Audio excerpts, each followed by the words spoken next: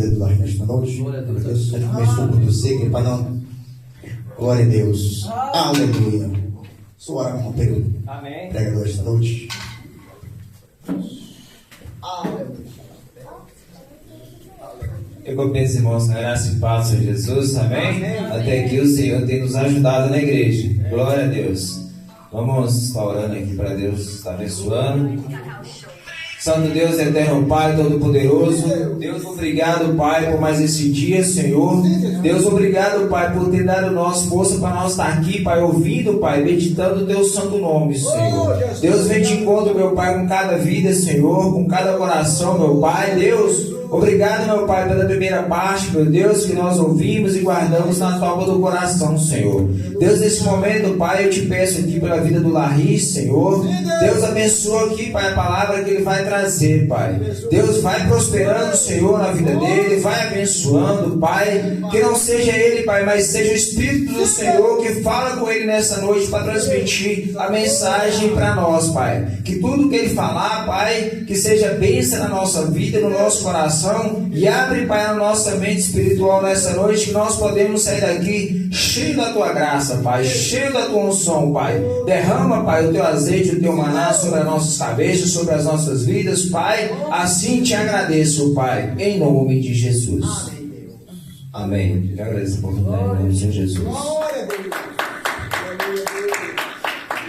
Glória, Senhor, em nome de Deus. Salve a igreja com o Pai de Jesus Cristo, amém? Amém.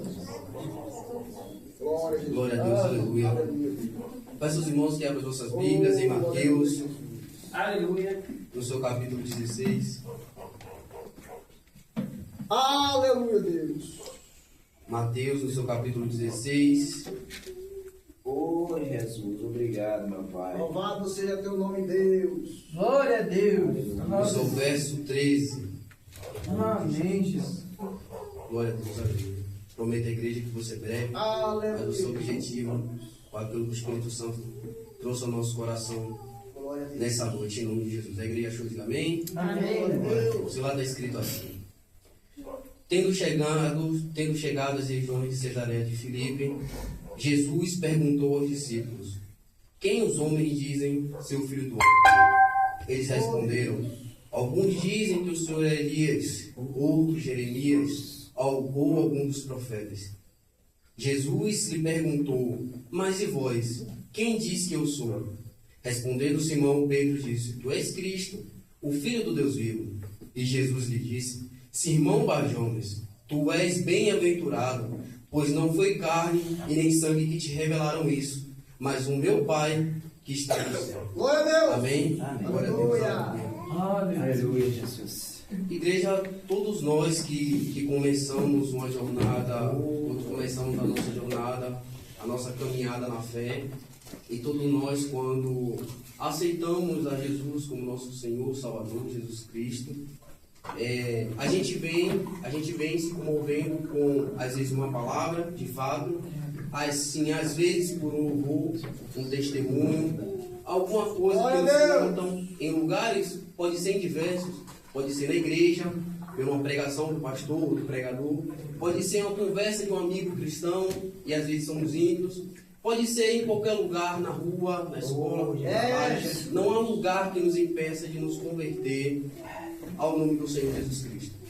Só que chega um tempo, após essa conversão, que precisamos criar raízes, precisamos ter a nossa experiência com o Senhor Jesus Cristo, como conhecendo Ele. Porque quando a gente aceita o nosso Senhor Jesus, a gente vem vendo que a gente vem aceitar por a experiência de alguém. Alguém trazendo Jesus para vós. Estamos aí sentados e tem alguém aqui ministrando a experiência que ele tem com Cristo. O que Cristo é para ele, para vós. Então a gente aceita, se comove com a palavra, reconhecendo que o Cristo que ele prega pode também mudar as nossas vidas.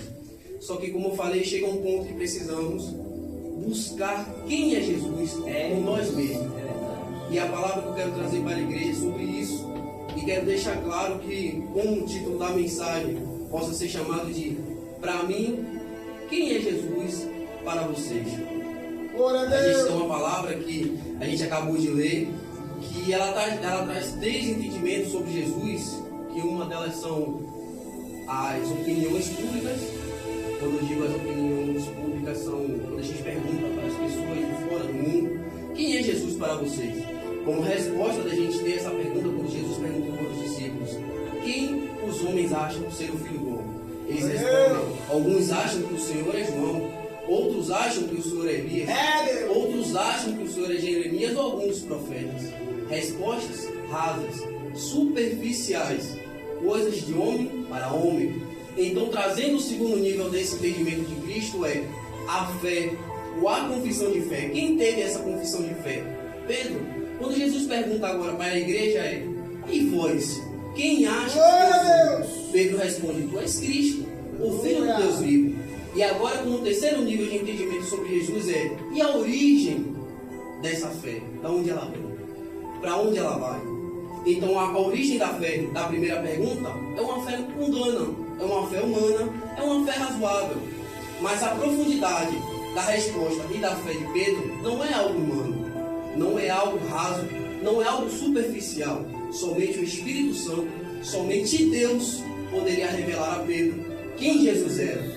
Então, trazendo essa palavra, eu quero trazer de início já, eu gosto muito de falar sobre cenários, porque eu acho que o cenário ajuda muito a compreendermos o que está acontecendo e ajuda muito a entendermos o porquê está acontecendo.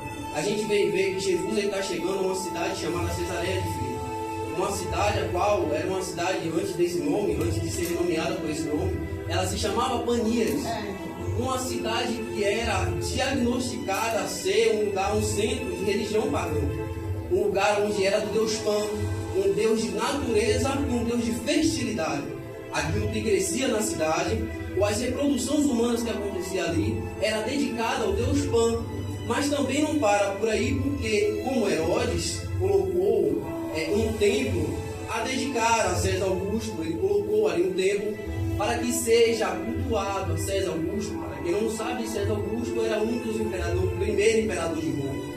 Só que aí, após a morte de Herodes o Grande, que é o patriarca dos Herodes, temos ele como filho Herodes o Antipas, aquele que matou João Batista, e temos Herodes Filipe, aquele que é o filho dele que renomeou a cidade para Cesareia de Filipe. E temos mais dois filhos, que é o Agripa, Herodes Agripa I, morrendo ele vem a Herodes Agripa II. O pastor me lembrou, porque foi o Herodes Agripa II que prendeu Pedro e trouxe a Pedro à prisão. Mas como foi dito aqui, em momentos de orações, Pedro foi revelado a libertação. Então ele renomeou, quando o Herodes morreu, ele renomeou a cidade de Cesareia de Filipe. Era uma adoração a César e uma renomeação a si mesmo, ao Filipe. Só que essa cidade, localizada mais ou menos ao norte de Jerusalém, de Israel, ela tem 40 quilômetros de distância da Galileia. Assim, no Monte dos Pés Hermon, tendo um lugar alto, vários lugares altos, tendo terra fértil para comer bem à vontade e tendo várias fontes de água para desfrutar bem à vontade. Onde ela fica é mais ou menos uma divisão, uma fronteira entre a Galileia e entre terras pagãs, que seria a Síria e a Fenícia. E ela vem dizendo, a gente vê que é um lugar rodeado a lugares frutíferos e lugares onde dá boas águas. Porque eu entendo por isso, pastor, é que muitas das vezes, pessoas em lugares altos, pessoas comendo, bebendo, desfrutando do bom e do melhor, mas a pergunta aqui é: quem está no meio disso tudo? É Cristo ou é César? A pergunta aqui é, e vou melhorar para a igreja: estamos nos nossos momentos altos? Estamos nos nossos momentos de auge? Estamos comendo e bebendo o melhor? Mas a pergunta aqui é: você está longe ou perto da Galileia? Você está perto ou longe de Cristo? Mas o que tem na Galileia? Na Galileia tem um homem paralítico. Lá tem um homem a qual não conseguia entrar na casa de Jesus porque tinha muita gente. Aparece, pastor, 4 homens e o leva por cima da casa e o deixa dentro da casa. Sendo assim ouvido por Cristo dizendo: está perdoado os seus pecados. E no momento que é perdoado os seus pecados, tem fariseu e tem escriba no meio do grupo. E eles nem precisaram pensar. Antes de subir para os seus pensamentos, veio ao seu coração. Se você não quer que Jesus pense no que você está pensando, é melhor que nem pense. Então, antes que chegue na sua mente, ele já pergunta: por que pensais mal em vossos corações? só para saber que eu não tenho poder somente para perdoar pecados, Meu Deus. levanta paralítico e anda. E no momento que ele anda, ele sai por uma porta que o paralítico nunca entrou. Segundo milagre que acontece na casa. E o Senhor, ele dá ao paralítico a sua cura. Mas o que realmente tem na Galileia? Tem um homem que cujo está chorando muito, porque ele acaba de vir perto de Jesus e recebe uma notícia. Pode deixar quieto, não atormente mais o mestre. A sua filha morreu já. E no momento que ele olha, ouve e vê a situação que está acontecendo, Jesus, ele fala: tenha fé, Jair, não se apavore, eu estou aqui. E vai ao encontro dessa filha morta. Mas perceba, não é que Jesus não sabia, não é que Jesus veio aprender agora, mas dessa vez Jesus veio fazer diferente. Na casa de Jesus tinha muita gente, dessa vez sai todo mundo. Só quero aqueles que são de oração, eu só quero aqueles que são de louvor, eu só quero aqueles que são de compromisso, eu só quero aqueles que têm fé no que vai ser feito aqui agora. O Senhor somente deixa Pedro, Tiago, João, o pai e a mãe da menina. E nesse momento ele fala: não chores, ela só está dormindo. E no momento que a Bíblia vai dizer que Jesus exortou, e a criança levanta e anda, dá de comer a menina, ela está com fome. Mas de fato o que tem na Galileia? O que tem na Galileia e no mar da Galileia vai dizer que tem um homem dormindo, cujo é Jesus. E tem 12 discípulos apavorados, em meio ao mar, em meio ao mar que está revolto, o vento de um lado a outro, há uma pergunta: pois isso tudo acontecer, quem é esse que até o vento e o mar lhe obedece? O que tem na Galileia é poder, o que tem na Galileia é milagre, o que tem na Galileia é Jesus Cristo, o Filho do Deus vivo. Ao que eu quero chegar, ao que eu quero dizer é melhor viver na Galileia comendo pão e bebendo água da torneira, pastor, do que viver em Cesareia comendo tudo que é dedicado aos deuses. Jesus, tem misericórdia. E o Senhor vem me trazendo essa palavra de uma forma que a gente vem entender que eu acho que Jesus é o que é. Para mim, Jesus é dessa forma. Para mim, Jesus é desse jeito. Tudo bem, eu não vos critico, até porque vamos ver na Bíblia que teve gente que viveu com Jesus, morreu e não conheceu quem era Cristo. Mas hoje temos essa oportunidade. O que eu quero dizer é: há uma intimidade hoje e há uma libertação hoje para que conhecemos a Cristo. A gente percebe que em Cesareia de Filipe não é só um lugar de terra pagã. O que me deixou intrigado em eu ler a passagem, intrigado comigo mesmo. A gente vem conhecendo, vem lendo um pouco a palavra e se pergunta: Jesus sai da Judeia, Jesus sai do meio do seu povo, Jesus sai do meio da sua igreja para perguntar aos seus discípulos quem ele é. Agora pense comigo: por que eu vou sair da minha casa? Por que eu vou sair do meio dos meus parentes? Por que eu vou sair do meio da minha igreja? Chegar em um lugar onde eu não conheço nada nem ninguém e ali perguntar: quem vocês acham que eu sou? Que resposta eu e você teria? Totalmente aquilo que não somos, porque ninguém conhece. Mas eu entendi o mistério de Jesus, eu entendi o mistério dele. O mistério de Cristo aqui foi: eu levo vocês para um lugar aonde são idolatrados pessoas, são idolatrados deuses, e é lá que eu quero ver se você realmente me conhece. A verdade é, Jesus, ele leva os seus discípulos, então trazendo, ele leva a sua igreja a lugares que você olha, às vezes acha bonito. Se você vê a passagem, o primeiro versículo vai dizer que em Cesareia, quando chega em Cesareia, isso é por história, mas diz que tem um templo para César, e ele é lindo. Ele é feito de mármores brancas, o lugar é feito de... Tem vários utensílios feitos de ouro, prata, tem coisas brilhantes e tudo mais. Imagine o discípulo olhar e falar assim: não, eu gostei daqui, eu quero ficar aqui, eu acho que tudo que eu preciso está aqui. Mas é nesse momento em que Jesus pergunta: quem vos acha que eu sou? Deus. Será que a gente vai dizer que ele realmente é Cristo quando estamos na dificuldade? Será que a gente vai dizer que ele realmente é o Cristo quando nós estamos cheios do dinheiro? Será que vamos dizer ele é Cristo, Filho do Deus vivo, quando estamos vestidos no melhor, quando estamos andando no melhor, quando estamos em palácios e profetas não deveriam costumar aí? Então o Senhor lhe pergunta e faz a primeira pergunta para o mundo. Ele precisa da opinião dos outros do mundo? Ele não precisa. Mas ele pergunta: quem os homens acham que é o Filho do Homem? A gente percebe que esse título, Filho do Homem, ele é dado antes do seu nascimento. Daniel 7,13 vai dizer que viu sobre as nuvens alguém semelhante ao Filho do Homem. E esse título ficou. Só que perceba, é isso que eu admiro em Jesus, pastor. Ele pergunta: quem os homens acham que é o Filho do Homem? Um homem que é soberano, pleno, santo, poderoso, não precisou medir nome. Ele poderia perguntar: quem os homens acham que é o poderoso aqui? O Deus aqui? Não, ele se baixou e se humilhou ao nosso padrão em dizer quem o povo acha que é o Filho do Homem. E o que me deixa pensar é que os discípulos, eles falam as opiniões humanas. Eles falam: Jesus, alguns acham que o Senhor é João. Mas por que João? A gente percebe o nível de igualdade desses dois homens. Os dois foram santos, os dois foram justos. E a gente percebe que João, ele chega a dizer para os escritos do fariseu: cambada de víbora, cambada de serpente, por que vocês fazem isso achando que o Senhor não o verá? Jesus, ele também critica os escritos do fariseu. Ele diz: cambada de sabucos caiados. Vocês acham que eu não vejo o que vos faz?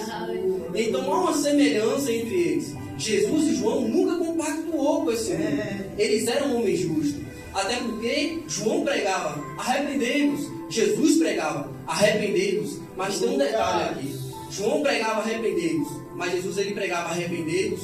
Não só arrependei-vos, mas ele também perdoava. Somente Jesus, ele tinha um poder para falar: arrependei-vos e eu te perdoo. É como se eu quero que a igreja pense comigo agora. Imagine você é diagnosticado alguma doença e você vai ao médico. E chegando ao médico, o médico vai olhar para você e vai dizer assim: você está com uma doença grave. E se você não parar com isso, você vai morrer. Esse era João. Ele te passava somente a doença e que você ia morrer se não parasse. Mas e o remédio? Como é que eu faço? Eu dou um remédio? Por onde eu vou? Mas somente Jesus tem esse poder. Jesus, ele não somente diz: você vai morrer, mas ele fala: mas se você fazer diferença, você vai viver.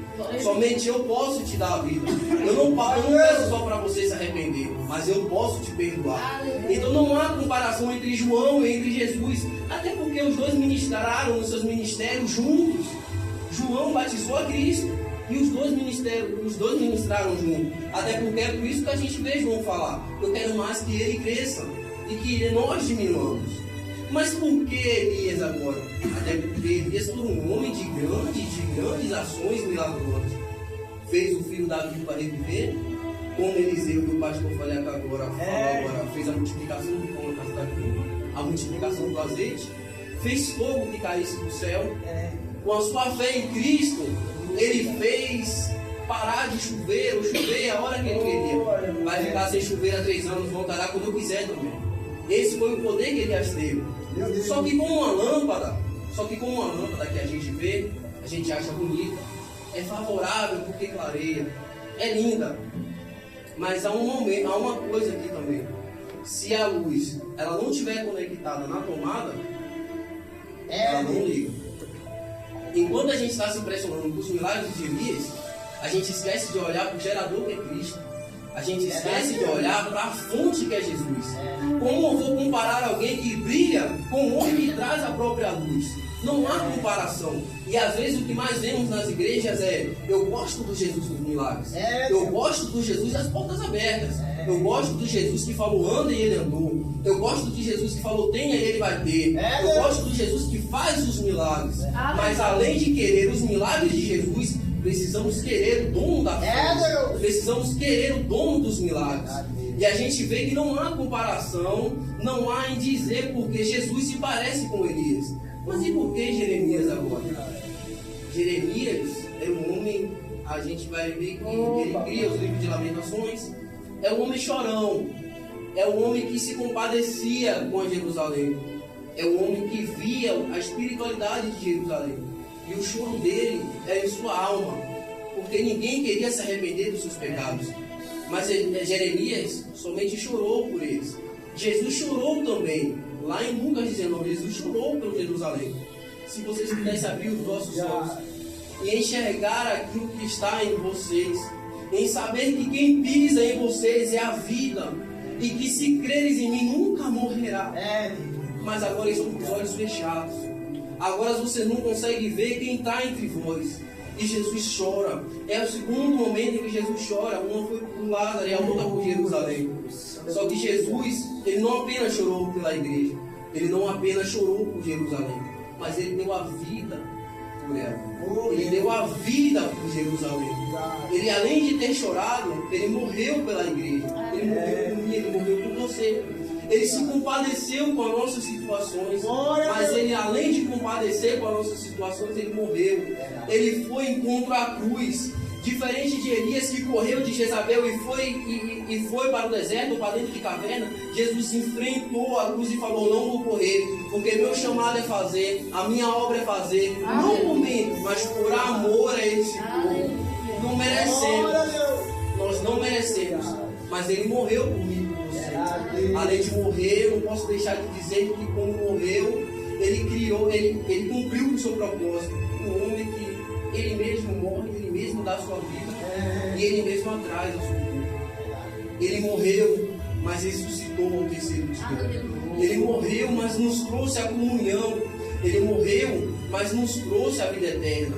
Eu fico feliz porque também precisamos tirar isso de dentro das igrejas, em questão de pensamos que Jesus é somente um ato de Jeremias. Até hoje a gente vê isso. Jesus, ele é só um homem que prega, ele é aquele homem compadecido, ele é aquele homem que chora, é aquele homem manso, é aquele homem que tem dó, e não é. Ele ressuscitou, ele é ressurreto, ele é justiça, ele faz, mas ele desfaz, ele mata, é ele que dá vida, ele fere, é ele que sara. Ele não é somente como a personalidade de Jeremias, ele não é aquele mocinho manso, não. Ele é o leão da tribo de Judá. Ele virá com chamas de olhos, ele virá com óleo como chama de fogo, assentado num cavalo branco, para poder guerrear entre as nações, para ganhar a minha e a sua vida, para que podemos junto com ele subir para Jerusalém. Jesus, ele não é somente aquele compadecido, aquele que chora pela igreja e diz: se arrependam, façam isso, façam aquilo. Mas ele tem os seus limites, ele tem os seus momentos. E a gente crê que quando Jesus ele pergunta, e os discípulos dizem, alguém, as pessoas acham que o Senhor não é João, outros dizem que o Senhor é Elias, e outros dizem que o Senhor é Jeremias. Mas só que Jesus ele não se importa com a compreensão ou a revelação humana. Ele se importa com a igreja dele. Até porque ele chega para Pedro e pergunta a Pedro: mas vocês, o que vocês acham que eu sou? Então, no momento em que a gente vê Jesus em Cesareia perguntando a primeira pergunta para os discípulos, não era em vão. Ele queria chegar ao ponto agora, crucial. Ele queria chegar nesse ponto, nesse momento em que poderia dizer: quero ver o que vai acontecer agora. Eu preciso saber o que aquelas pessoas que andaram comigo e viram os milagres, viram as ressurreições, viram os paralíticos andarem, viram os cegos ver, viram os mudos falar. Eu preciso saber o que os meus discípulos acham que eu sou. Eu preciso saber se não é em vão a minha vida aqui. Eu preciso saber se eu vou partir, ninguém vai entender quem está entre vós. Essa é a preocupação de Jesus. E é por isso que ele monta todos esses momentos para chegar em Cesareia e fazer essa pergunta. Até porque depois dessa pergunta a gente vê que ele estabelece a sua igreja. É a importância da resposta de Pedro. Então no momento em que ele pergunta: e vós? E a igreja? É a preocupação dele, não é a preocupação de quem está lá fora. É a preocupação de quem está aqui em cima, falando, de quem está embaixo, ouvindo, de quem está aos arredores, nos ouvindo. Essa é a preocupação de Cristo, em saber o que a igreja acha quem Ele é. Mas não é somente achar, é em saber se a igreja tem a revelação de quem Ele é. Assim como Pedro teve de Cristo. E vocês, quem acha que eu sou? Pedro, como sempre. O Senhor é Cristo, o Filho do Deus vivo. E eu já passei esse versículo despercebido. Eu não vou mentir a igreja. Para mim era um simples título que Pedro tinha lançado. Porque a gente vê que a gente tem 3 relatos na Bíblia sobre essa mesma situação. Em Mateus 16:3, onde a gente leu. No capítulo 8 de Marcos, versículo 27, vai dizer também. E no capítulo 9, versículo 18 de Lucas, vai dizer também. João não relatou e não sabemos porquê, mas vamos ficar assim. E a gente vê que Marcos, ele relata e gosta de mostrar e destacar que Jesus é o Cristo. Pedro, em Mateus, vai gostar de destacar que ele é o Cristo, mas o Filho de Deus vivo, em contraste aos deuses mortos que tem em Cesareia. Só que em Lucas, é importante a gente perceber que Lucas vai dizer que Pedro teve essa revelação após a oração. Ou seja, a gente não vê esse momento em Mateus e nem Marcos. Em Lucas a gente já vê que eles estavam orando e após a oração, Jesus pergunta: quem nos acha que eu sou? E após a oração, Pedro diz: o Senhor é o Cristo, o Filho do Deus vivo. Aí a gente percebe, já aplica aqui já. Quantos de nós estamos orando, estamos nos consagrando, estamos correndo em prol de santidade para saber quem é Cristo? É difícil hoje em dia. É difícil para mim em sacrificar as minhas orações, em dizer, esquecer tudo, todas as minhas vontades, todos os meus desejos, para saber quem é Cristo, quem o Senhor é para mim, o que o Senhor fez por mim. É difícil, mas é na oração Lucas vai dizer. Se Mateus gostou de destacar de Pedro que ele é o Deus vivo, é o Filho do Deus vivo, Marcos gostou de destacar que ele é o Cristo, Lucas não deixou de destacar que é pela oração que a gente sabe que ele é o Cristo, o Filho do Deus vivo. Então a gente percebe que a resposta de Pedro não é algo vã, não é algo que ele olha assim e diga, eu acho que é. Não, é uma revelação do Espírito Santo. Mas como é que você me confirma isso? No versículo 17, bem-aventurado és tu, Pedro. A bem-aventurança vem após entender quem é Cristo. Não é no momento em que a gente acha que eu vou seguir, eu vou fazer, vai acontecer, sem saber quem é, não é. Somos bem-aventurados quando conhecemos quem é Cristo, quando conhecemos quem é Jesus. O que Ele fez por você é conhecer o que Ele fez por mim, da onde Ele te tirou e onde Ele te colocou hoje. É compreender as coisas que passaram, não esquecer, até porque não conseguimos. Não é esquecer totalmente, mas lembrar, eu não posso, até porque se formos para esquecer, não existiria o Velho Testamento. Para mim, o Velho Testamento ele é os erros de Israel e mostrando para nós não olhem e não errem. Porque se a gente não lembra do passado, pastor, estamos fadados a errar. Estamos indo para o caminho do erro. Se esquecermos o passado, não podemos conseguir acertar sempre. Então a gente vê que no versículo 17, Jesus ele fala, bem-aventurado és tu, Pedro. Agora você é bem-aventurado. Andou com Jesus há 3 anos. E ele recebeu a bem-aventurança no 3º ano de ministério de Cristo, quando realmente descobriu quem era Cristo. Pedro responde pelos outros. Pedro responde pelos seus amigos discípulos. Mas a gente vê que não fica só na bem-aventurança. Porque Jesus ele fala, não foi carne e nem sangue que vos revelou, mas o meu Pai que está no céu. A revelação sobre Cristo, ela não vem, a fé que o pastor me passa sobre Jesus, ela não sustenta a minha fé.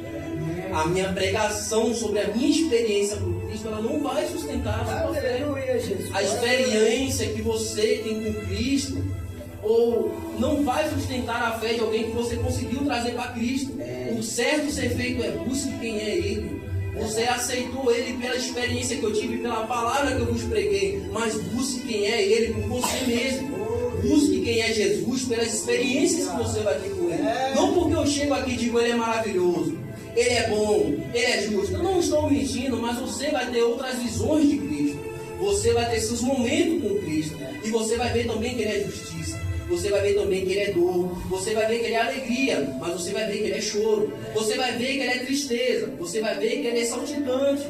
Mas isso são coisas que nós temos que buscar. Eu não posso vir na igreja e absorver quem é Jesus somente pelo que o pastor fala. O pastor tem a sua experiência com Cristo. O pregador tem a sua experiência com Cristo. O que eu prego aqui agora é minha experiência com Cristo. Não é algo relevante de dizer, mas eu tenho uma testemunha que é a minha tia. Mas para mim, Cristo é um libertador. Ele é alguém que muda histórias. Jesus, Ele é alguém que muda o quadro. Ele é alguém que tira você da lama e coloca você na rocha firme que é Ele. Por que eu digo isso? O meu nascimento já veio errado. Sou fruto da prostituição e do adultério. Quando cresci, me envolvi com coisas erradas. Me envolvi no meio do tráfico, me envolvi no meio do candomblé, me envolvi com amizades que não devia. E mesmo assim, a experiência que eu tive com Cristo não vai agradar ao coração dos irmãos. Não vai fazer você entender quem é Cristo. É a minha experiência com Ele. Busque cada um de vós as suas. E essa passagem que eu quero deixar para a igreja encerra aqui. Quando o Senhor ele diz no versículo 17: bem-aventurado és tu, Pedro, a bem-aventurança vem quando conhecemos que é Cristo. Não foi carne nem sangue que te revelou. Os 3 anos que andou comigo valeu a pena. Os milagres que viram valeu a pena. As pregações que ouviu valeu a pena. Homem duro, coração parece que é de pedra, mas não é. Carne. Somente ele entendeu o mistério de Deus. Até porque, isso é uma pregação para outro dia. Eu não vou render mas é por isso que o Senhor fala: bem-aventurado és tu, Pedro, porque não foi carne nem sangue que te revelava. E eu te digo mais, e digo que tu és Pedro. Ou seja, ele identifica quem é Cristo, e Cristo identifica quem é ele, porque a gente só se conhece depois que conhece Cristo. A gente só sabe quem é a gente depois que a gente sabe quem é Cristo, porque ele vai trazer a nossa identidade. A nossa identidade é: eu peco, eu erro, eu falho, eu fiz errado, eu errei e continuo errando. Mas nossa identidade temos perante a Cristo. Até porque eles não dariam um nome lá no céu a qual ninguém conhece, senão é Ele mesmo. Então temos uma identidade diante de Cristo e precisamos conhecer ela. E é por isso que o Senhor estabelece a igreja. Não é em Pedro, mas é na verdade que sai de Pedro. É na revelação que sai de Pedro. E é nessa pedra, Pedro, porque pedra é um fragmento de rocha. Então nessa pedra, Pedro, é onde estabelecerei a minha igreja. A igreja que ela é fundada aonde tem Cristo, é o Filho do Deus vivo, ela prevalece. E além do mais, existe uma caverna com os portões chamado Hada, lá na terra de Pan, lá na terra de Cesareia de Filipe. Jesus está pregando ao lado dela. E é por isso que Jesus diz: as portas do Hada não prevalecerá contra a minha igreja. Porque enquanto ela saber que eu sou Cristo, o Filho do Deus vivo, nada poderá prevalecer contra a igreja. E a gente vem buscando, e nossa igreja vem buscando a revelação do Espírito Santo para que nossa igreja tenha fundamento de que Cristo, Ele é o Filho do Deus vivo. Então a palavra que eu deixo para a igreja é essa. A gente vem buscar quem é Cristo, buscar quem é Ele para as nossas vidas, qual é a nossa identidade. Que a gente venha buscar mais Ele, mais e mais. E que não podemos esquecer daquilo que se passou, mas agir totalmente diferente. Sabemos o caminho que saímos. E nunca mais retornaremos. O nosso caminho é outro, pois Ele nos mostrou, pois reconhecemos quem é Ele. E assim eu quero deixar essa palavra com a igreja. Eu agradeço a oportunidade. Aleluia. Já disse que tem ouvido o osso, né?